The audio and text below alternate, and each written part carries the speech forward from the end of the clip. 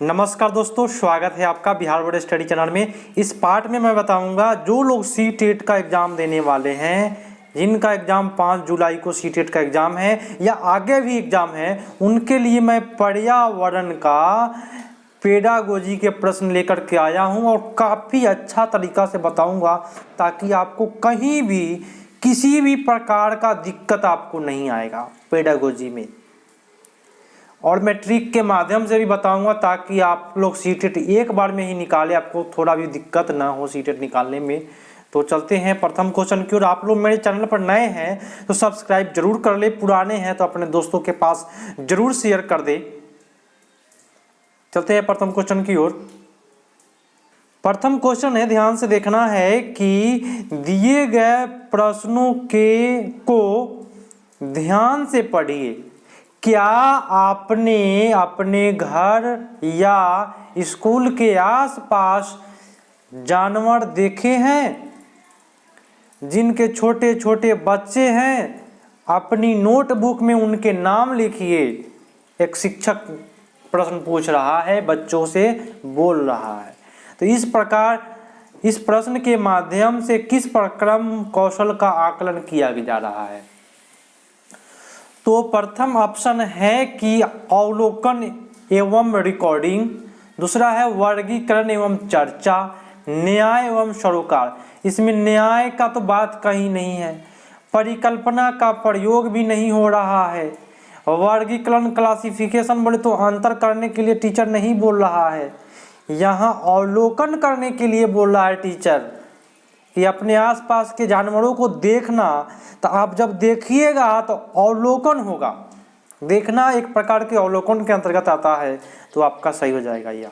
ठीक है, तो इस तरह से सीटेट के पेडागोजी का सोल्व करते हैं। अगला प्रश्न है कि कक्षा 5 की शिक्षिका एक एल्युमिनियम फाइल लेती है और पानी में डाल देती है एवं दिखाती है कि वह ऊपर तैरता है। फिर वह फाइल को मोड़कर जोर से दबाती है, निचोड़ती है और फिर से पानी में डालती है तथा शिक्षार्थी को दिखाती है कि वह डूबता है, निचोड़ने के बाद डूब जा रहा है।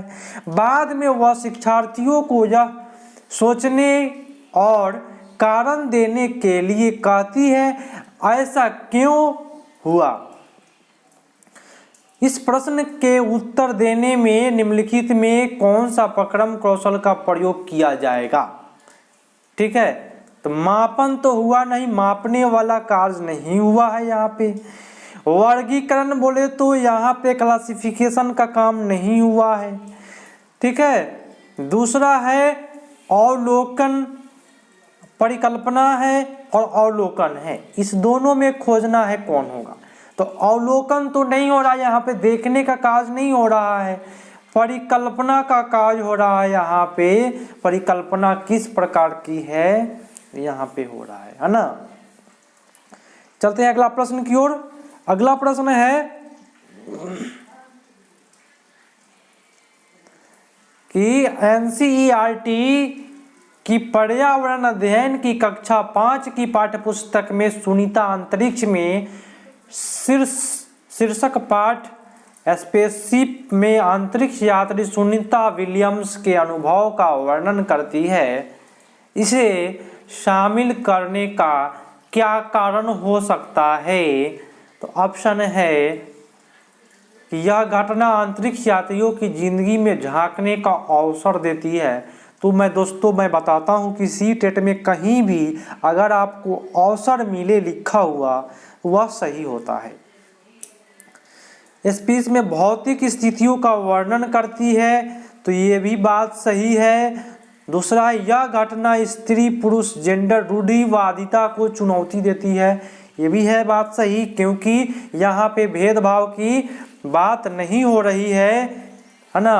तो ये भी बात सही है। गुरुत्वाकर्षण की अवधारणा झांकने में मदद करती है, यह गलत है क्योंकि पृथ्वी पर भी गुरुत्वाकर्षण की अवधारणा झांक सकता है, इसलिए ये आपका ऑप्शन सही नहीं होगा। आपका ऑप्शन जो सही होगा वह आपका हो जाएगा 1, 2 और 3। ठीक है, चलते अगला प्रश्न की ओर।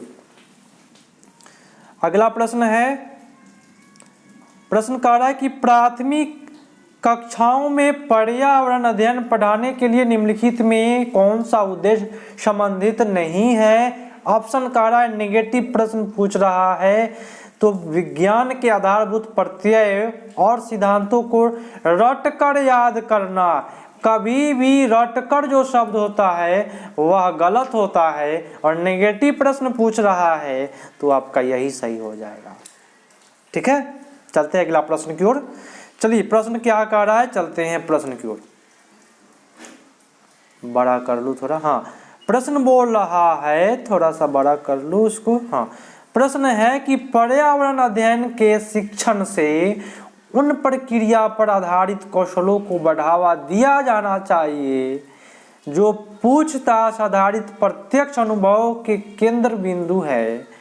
निम्नलिखित में कौन सा एक ऐसा कौशल नहीं है। फिर से नेगेटिव प्रश्न आया, तो आपका देखते हैं पूर्वानुमान तो नहीं होगा, निर्धारण होगा। केंद्र बिंदु है बोले तो प्रत्यक्ष अनुभव के केंद्र बिंदु है, मतलब निर्धारण कर रहा है।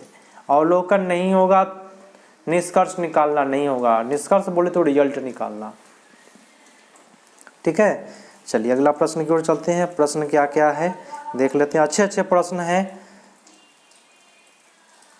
प्रश्न है कि कक्षा 5 की अध्यापिका माहिका चाहती है कि उनके विद्यार्थी आसपास के पौधों का अवलोकन करने के लिए कह रहा है, अंतर करना है ना, अवलोकन करे। सार्थक अधिगम सीखने के लिए उसे बच्चों को क्या करने के लिए प्रोत्साहित करना चाहिए ताकि वह सार्थक अधिगम कर पाए। तो यह समझने के लिए कि पौधा भी सजीव होते हैं, तो यह केवल सजीव के लिए नहीं है, यहाँ पे अवलोकन की बात कर रही है ना। पौधों के बारे में आप बता रहे हैं, पौधों के आसपास के पौधों के बारे में आप बता रहे हैं, तो क्या कर रहे हैं आप। तो यह समझने के लिए कि पौधा हमारे लिए उपयोगी है, ये भी केवल नहीं होगा, सही तो है ही, लेकिन केवल उपयोगी नहीं समझना है। अधिकतम पौधे का नाम लिखिए, ये भी नहीं होगा। उनकी ऊंचाई, पत्ती, गंध और उगने के स्थान का अंतर का अवलोकन करना। कहीं भी आपको अवलोकन शब्द मिले वह अंतर खोजता है, वह इसलिए आपका डी सही हो जाएगा। ठीक है, चलिए अगला प्रश्न की ओर चलते हैं। अवलोकन कहीं मिले तो अंतर मारिएगा। ईबीएस संक्षेप में डैश का अर्थ है, तो इन एनवायरमेंट स्टडीज, ये आपका हो जाएगा। फुल फॉर्म पूछ रहा है ईबीएस का, ईबीएस इन्वायरमेंटल स्टडीज। ठीक है, अगला प्रश्न है कि निम्नलिखित में कौन सा प्राथमिक स्तर पर पर्यावरण अध्ययन के शिक्षण का उद्देश्य नहीं है। नेगेटिव प्रश्न फिर से पूछ रहा है दोस्तों। ठीक है, क्या उद्देश्य नहीं है यह देखना है। तो कक्ष में होने वाले अधिगम को विद्यालय के बाहर की दुनिया के साथ जोड़ना, जब बहुत सही बात है। बाहर की दुनिया से बच्चों को जोड़ने से अधिगम अच्छा प्रकार से होता है। अगला है कि शिक्षक कक्ष में कड़े अनुशासन का निश्चित करे, यह गलत बात है। अनुशासन में बच्चों को कड़ा अनुशासन में रखने से बच्चा हीन भावना का शिकार हो जाता है, जिससे वह अपना पढ़ाई सही से नहीं कर पाता है, डर जाता है। और शिक्षक केंद्रित ऑप्शन भी कभी नहीं मारना है, वैसे ऑप्शन को कभी नहीं मारना है जिसमें शिक्षक लगा हो। शिक्षक के बारे में कोई नहीं ऑप्शन मारना है। चलिए, क्योंकि हम लोग जो पढ़ाई करते हैं वह बाल केंद्रित शिक्षा पढ़ाई करते हैं। ठीक है, अगला प्रश्न है कि कक्षा 5 की पर्यावरण अध्ययन की पाठ्य पुस्तक के एक पाठ में सर्वेक्षण और लेखन पर एक भाग मुख्य उद्देश्य है। क्या उद्देश्य है, सर्वेक्षण और लेखन पर क्या उद्देश्य है यह बताना है। ऑप्शन का रहा है 9 का शिक्षार्थियों की समान जानकारी का अवलोकन करना, ये बात सही है। सर्वेक्षण बोले तो अवलोकन करना, ये भी बात सही है। शिक्षार्थियों को अवसर उपलब्ध कराना कि वे चीज़ों को कैसे खोज रहे हैं, तो ये आपका सही हो जाएगा। अवसर वाले जो होते हैं वह सही होते हैं। देखिए, मैं आपको एक बात बताऊं, कि पर्यावरण पेडागोजी में कोई भी ऑप्शन जो होता है वह गलत नहीं होता है, सबसे ज़्यादा कौन सही है ऑप्शन वह माना जाता है।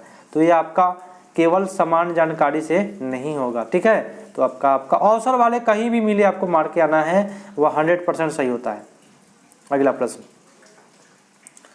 प्रश्न है कि कक्षा 5 ईवीएस की पाठ्य पुस्तक के किसी पाठ में सोचिए और चर्चा कीजिए। भाग में नीचे दिए गया कथन लिखा है क्या है?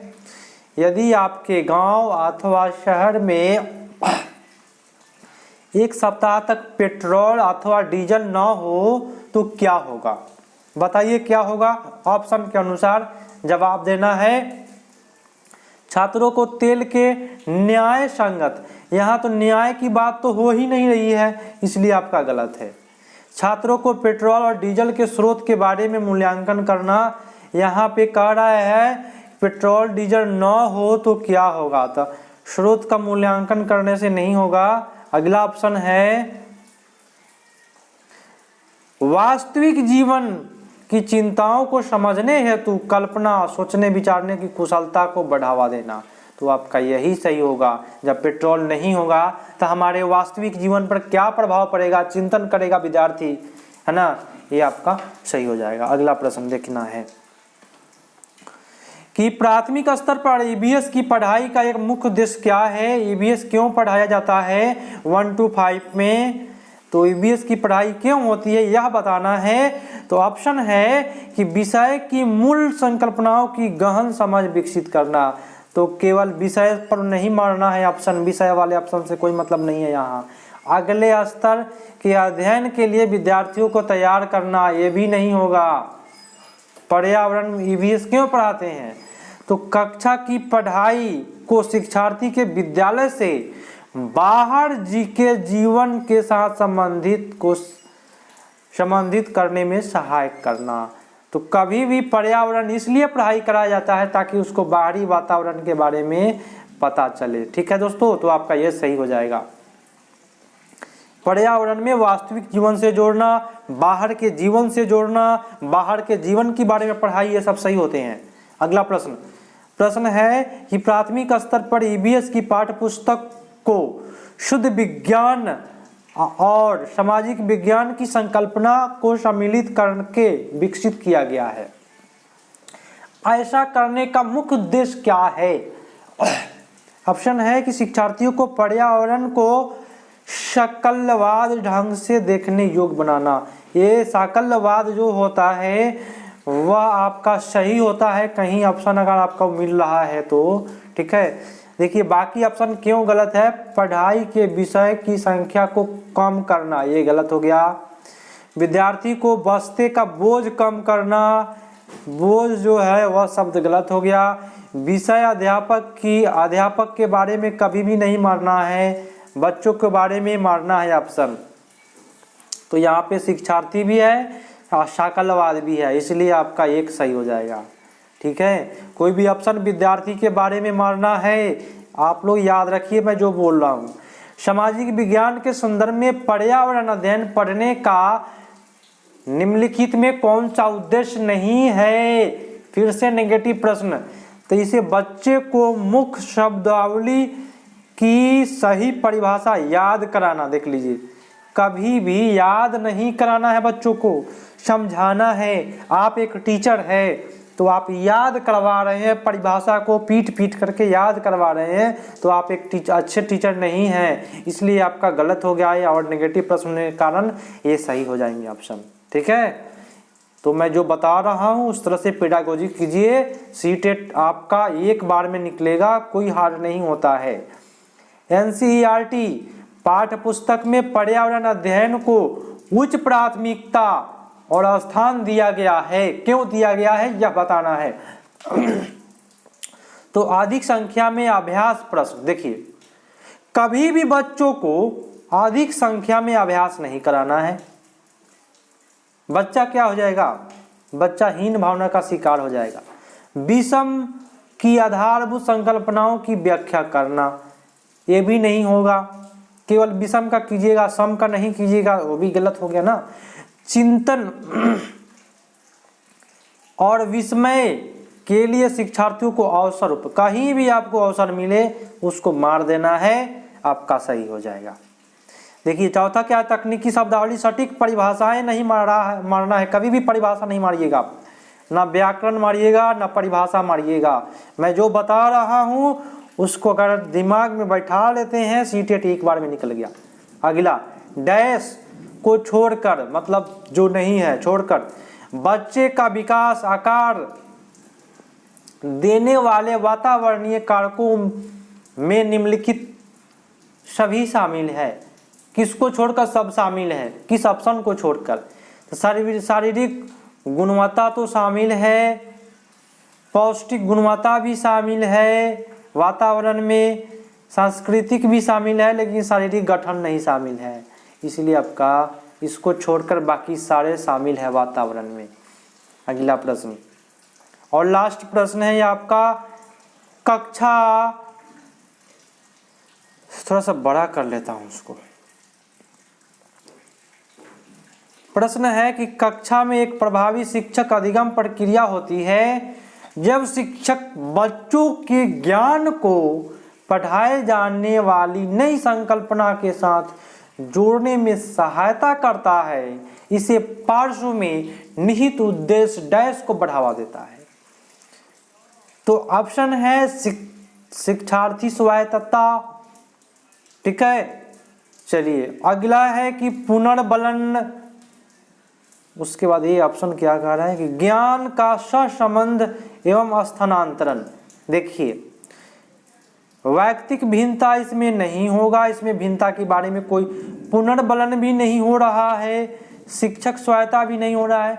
यह ऑप्शन क्यों हो रहा है ये बताना है। तो मैं आपको बताता हूँ। शिक्षक अधिगम प्रक्रिया जब शिक्षक बच्चों के ज्ञान पढ़ाई जाने वाली नई संकल्पना के साथ जोड़ने में सहायता करता है। जो आप पहले ज्ञान प्राप्त किए हैं वह नए ज्ञान जब प्राप्त कीजिएगा उसमें आपको सहायता कर रहा है, तो क्या हो रहा है? आपका स्थानांतरण हो रहा है, ज्ञान का स्थानांतरण हो रहा है। आपका क्या हो रहा है दोस्तों? तो ज्ञान का सहसंबंध स्थानांतरण हो रहा है, ठीक है। नई संकल्पना में जोड़ रहा है, माने आपका ज्ञान का विकास हो रहा है, तो आपका सी सही हो जाएगा। तो दोस्तों आप लोग अभी तक मेरे चैनल को सब्सक्राइब नहीं किए हैं तो कर लीजिए, क्योंकि मैं आपको पर्यावरण पेडागोजी का टोटल क्वेश्चन कराऊंगा, जिससे एक भी सीटेट के एग्जाम में आप प्रश्न को छोड़ करके नहीं आइएगा। और कभी भी क्वेश्चन टकराता नहीं है, दिमाग से सोचा जाता है कि कैसे क्वेश्चन सोल्व करना है, जो मैं आपको बता रहा हूँ। तो आप लोग मेरे चैनल को सब्सक्राइब जरूर कर ले और अपने दोस्तों के पास जरूर शेयर कर दीजिए, क्योंकि दूसरों का भलाई जब सोचिएगा तो आपका भला जरूर होगा। तो दोस्तों मिलते हैं अगले पार्ट में, तब तक के लिए धन्यवाद।